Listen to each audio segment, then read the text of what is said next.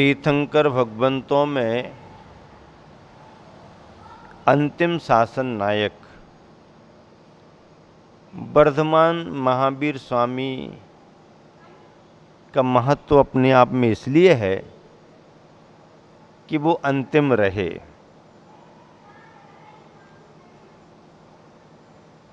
वैसे भी संसार में देखा जाता है कि परिवार में जो सबसे छोटा सदस्य रहता है उसको कुछ ज़्यादा ही स्नेह मिलता है। महावीर भगवान अंतिम तीर्थंकर हुए, उनके पश्चात इस 24 में कोई दूसरा तीर्थंकर नहीं। इसीलिए भी महावीर भगवान की विशेषता है कि चतुर्थ काल से लेकर के पंचम काल के अंत समय तक महावीर भगवान का ही शासन माना जाएगा।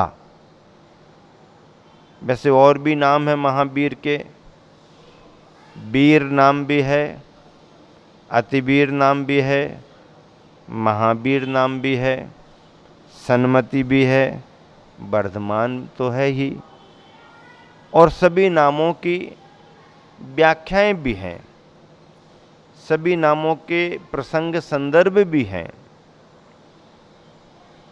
वीर नाम तो यूं चल पड़ा कि जब बाल शिशु का पांडुक शिला पर सुमेरु पर्वत पर अभिषेक हो रहा तो सौधर्मेंद्र के मन में संदेह आ गया, इतने बड़े बड़े कलशों की धारा ये छोटा सा शिशु सहन कर पाएगा कि नहीं। इंद्र के मन के संदेह को बाल प्रभु ने अपने अवधि ज्ञान से समझ लिया और इंद्र के संशय का निवारण करने के लिए अपने पैर के अंगूठे को जरा सा सुमेरु पर्वत से टच करा दिया। सुमेरु पर्वत हिल गया, सौधर्मेंद्र कँप गया। उसे अपने संदेह का स्मरण हुआ और तीर्थंकर भगवान ने मेरे संदेह के निवारण के लिए किया है ऐसा जान करके क्षमा हो, क्षमा हो, क्षमा हो, क्षमा हो, अपराध के लिए क्षमा हो, आप तो अतुल बल के धारी वीर जिनेंद्र हो, आप तो अतुल बल के धारी वीर जिनेंद्र हो, ऐसा इंद्र ने कहा। तब बालक का नाम वीर पड़ गया। महावीर संगम देव ने सर्प बनकर के उनके धैर्य की परीक्षा ली। मित्र मंडली भाग गई, वर्धमान खड़े रहे और अपने धैर्य साहस के साथ उस सर्प का सामना किया। वह देव वर्धमान को अविचलित देख करके प्रसन्न हो गया और उनके धैर्य की, साहस की प्रशंसा करने लगा और कहा, आप वर्धमान ही नहीं, वीर ही नहीं, आप महावीर भी हो। अतिवीर नाम भी पड़ा। एक हाथी सांकल तोड़ करके नगर में उत्पात मचाने लगा। सभी में हाहाकार मच गया। हाथी को कौन बस में करे। वर्धमान के सामने हाथी आया तो हाथी स्वयं अपने आप शांत हो गया। तब कहा, ये तो अतिवीर हैं। सन्मति नाम कब पड़ा? सन्मति नाम कब पड़ा? आकाश मार्ग से जाते हुए संजय और विजय नाम के मुनि महाराज ने कुंडपुर नगरी की ओर नीचे देखा। उद्यान में झूले पर वर्धमान दिखाई दिए। वर्षों से मुनि महाराज के मन में तत्व को समझने की जिज्ञासा थी, लेकिन समाधान नहीं मिल पा रहा था। बालक वर्धमान को देखते ही मन का संशय दूर हुआ, समाधान मिल गया।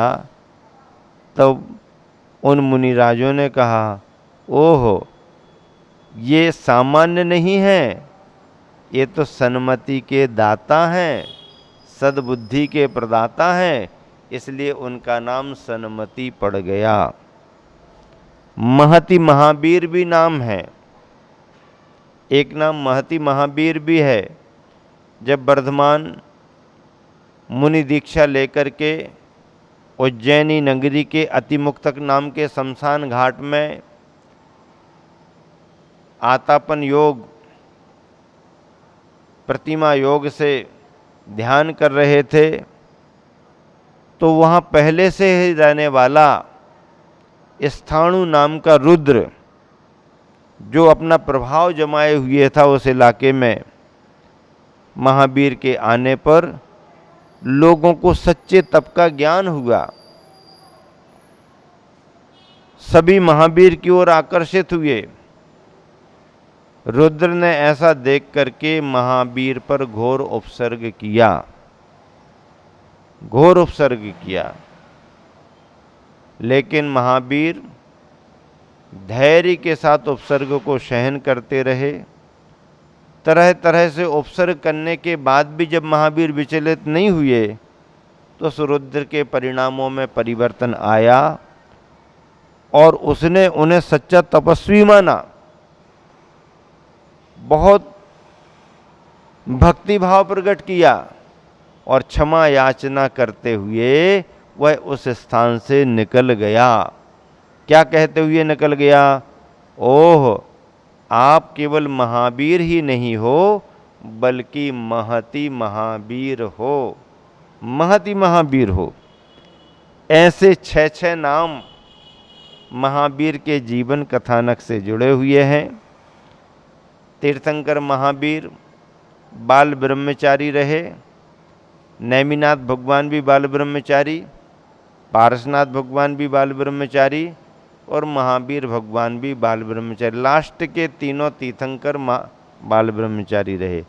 बांसपूज और मल्लीनाथ 2, ऐसे 5 तीर्थंकर कुमार काल में दीक्षित हुए। शेष तीर्थंकरों ने राजपाट स्वीकार किया और उसके बाद दीक्षित हुए। महावीर भगवान का विवाह नहीं हुआ। श्वेतांबर अपने कथानकों में महावीर भगवान के विवाह की बात करते हैं, लेकिन दिगंबर आमनाय के किसी भी ग्रंथ में महावीर के विवाह की बात नहीं लिखी।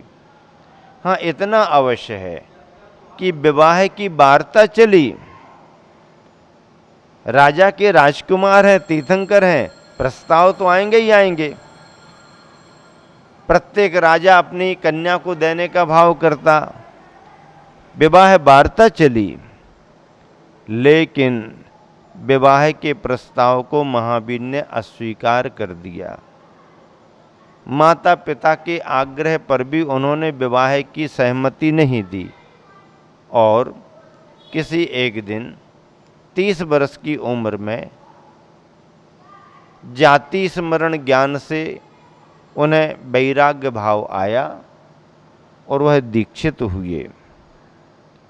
30 वर्ष की उम्र में दीक्षा ली, 12 वर्ष तक तपस्चरण किया, आहार विहार हुआ आदि आदि। 12वें वर्ष में केवल ज्ञान पाया। रिजुकूला नदी के किनारे सालमली वृक्ष के नीचे जृंबिका ग्राम के निकट मध्याह्न बेला में केवल ज्ञान की प्राप्ति हुई। समोसरण लगा, लेकिन उपदेश नहीं हुआ, क्योंकि गणधर का अभाव था। ये बात भी तीर्थंकर के साथ जो जुड़ती नहीं है वो जुड़ गई कि गणधर ही नहीं बने, भगवान को केवल ज्ञान हो गया। वहाँ से बिहार हो गया। 66 दिन निकल गए और फिर राजगृह के विपुलाचल पर्वत पर आषाढ़ शुक्ला पूर्णिमा को इंद्रभूति ने मुनि दीक्षा ली, जिसके कारण पूर्णिमा की तिथि गुरु की प्राप्ति होने के कारण गुरु पूर्णिमा कहलाई। और अगले दिन श्रावण बदी एकम से महावीर भगवान की दिव्य देशना सभी को प्राप्त होने लगी। इस तरह महावीर भगवान का ये कथानक है। 30 वर्ष तक केवल ज्ञान पाकर के सर्वत्र विहार किया, उपदेश दिया और अंत में पावापुर पहुँच करके 2 दिन का योग निरोध करते हुए कार्तिक बदी अमावस की प्रत्यूष बेला में निर्वाण पद को प्राप्त किया। इंद्रादि गणों ने मिलकर के निर्वाण कल्याणक मनाया। सायंकाल होते होते काशी कौशल आदि देश के अनेक राजा आ गए। अमावस की अंधेरी रात को उजाला उजाला करके इंद्र और देवों के साथ में सारी पावापुर नगरी को जगमगा दिया। तभी से कार्तिक बदी अमावस दीपावली के रूप में प्रसिद्ध हो गई। दुनिया में इसके अलावा और कोई दूसरा ठोस प्रामाणिक उल्लेख नहीं है जिसके कारण कार्तिक बदी अमावस को दीपावली के नाम से जाना जाता हो। वर्धमान महावीर स्वामी की निर्वाण संदर्भ से जुड़ा हुआ दीपावली का कथन है, ऐसा ग्रंथों में उल्लेख भी है, हरिवंश पुराण में और आलाप पद्धति सूत्र ग्रंथ में आदि। गुरुवर आचार्य ने तीर्थंकरों की स्तुति में अंतिम शासन नायक महावीर भगवान की स्तुति की है। क्या लिखा? नीर निधि से धीर हो, वीर बने गंभीर। नीर निधि, नीर निधि किसे कहते हैं? समुद्र का नाम नीर निधि है। निधि यानी भंडार, नीर का भंडार। नीर निधि यानी समुद्र। नीर निधि से धीर हो, समुद्र जैसे धीर वीर गंभीर हो करके नीर निधि से धीर हो, वीर बने गंभीर। समुद्र जैसे धीर हो करके वीर महावीर गंभीर बने। पूर्ण तैर कर पा लिया भव सागर का तीर। तैर तैर करके तैर तैर करके तैर तैर करके पूर्ण रूप से भव सागर का किनारा पा लिया। क्या पा लिया? भव सागर का किनारा पा लिया। पूर्ण तैर तैर करके भव सागर का किनारा पा लिया। अधीर हूँ मुझे धीर दो। मैं कैसा हूँ? अधीर हूँ। भगवान तो धीर हैं और मैं कैसा हूँ? अधीर हूँ। भगवान धीर वीर हैं और मैं अधीर हूँ। अधीर हूँ मुझे धीर दो। भगवान मैं अधीर हूँ इसलिए मुझे धीर दो। सहन करूँ सब पीर। यही तो सहन नहीं हो पा रही है, तकलीफ सहन नहीं होती। अच्छे दिन तो हंस हंस करके निकल जाते हैं, कष्टों के दिन निकालना व्यक्ति को मुश्किल होता है।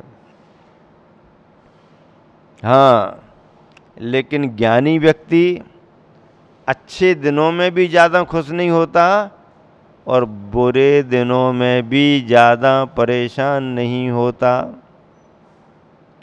सुख में फूलता नहीं है, दुख में कूलता नहीं है। महाराज होता तो है, दुख में कूलते तो हैं, होता तो है, सुख में फूल भी जाते ये भी होता है। लेकिन यदि आप अच्छे से अपने स्वभाव को, धर्म को, कर्म को, भाग्य को ध्यान में रखो तो उसमें नियंत्रण हो सकता है। इसीलिए अधीर हूँ मुझे धीर दो, सहन करूँ सब पीर। सारी पीर सारे कष्टों को सहन करूँ। कष्ट सहिष्णु बनूं। सहन तो करना पड़ेगा, कौन करेगा? नहीं नहीं, सुख का समय हमारे लिए हो, दुख का समय दूसरे के लिए हो, ऐसा नहीं। सहन करूं सब पीर, चीर चीर कर चिर लखूं। एक एक निकालते जाओ, एक एक हटाते जाओ, हटाते जाओ, हटाते जाओ, चीर चीर कर चिर लखूं। जो आज तक कभी लखा नहीं उसको लखूं, चिर को लखूं। अंतर की तस्वीर, अंतर की तस्वीर, आत्मा की तस्वीर।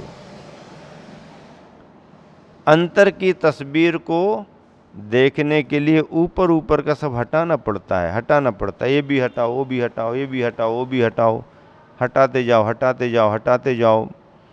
फिर जब सब निकल जाएगा तो अंदर का साफ सुथरापन दिखेगा। अंदर की तस्वीर। अभी तो ऊपर ऊपर की फोटो दिखाई देती है जो कैमरे से निकलती है, अंदर की फोटो तो एक्सरे से निकलती है जो दिखाई नहीं देती है। अंतर की तस्वीर। गुरुवर क्या भावना भा रहे हैं? अधीर हूँ मुझे धीर दो। हे भगवन, मैं अधीर हूँ, व्याकुल हूँ, मुझे धीर दो, मुझे साहस दो, हिम्मत दो। सहन करूँ सब पीर, सारे कष्टों को शांति से, समता से सहन करूं। परिसय सभी को आते हैं, परिसयों का महत्व नहीं है, पर आए हुए परिसयों को समता भाव से सहन करना, इसका नाम परिसय जय है। परिसयों को जीतना, परिसयों के कष्टों में समता भाव रखना, तो चीर चीर कर चिर लखूं अंतर की तस्वीर। और एक एक परत निकालते जाओ, एक एक परत निकालते जाओ।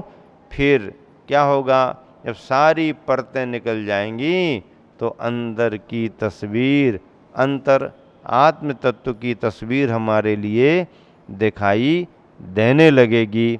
इस तरह से गुरुवर आचर्षी के द्वारा रचित 24 तीर्थंकरों की स्तुति के दोहों के माध्यम से आप सभी का अध्ययन संपन्न हुआ, अध्ययन कराया गया है। आप अब जब भी इस स्तुति को पढ़ेंगे, करेंगे, तो एक एक शब्द का अर्थ आपको ख्याल में आएगा, उस अर्थ से आपको आनंद की प्राप्ति होगी। इसी शुभ भावना से विराम देता हूँ। महावीर भगवान की जय।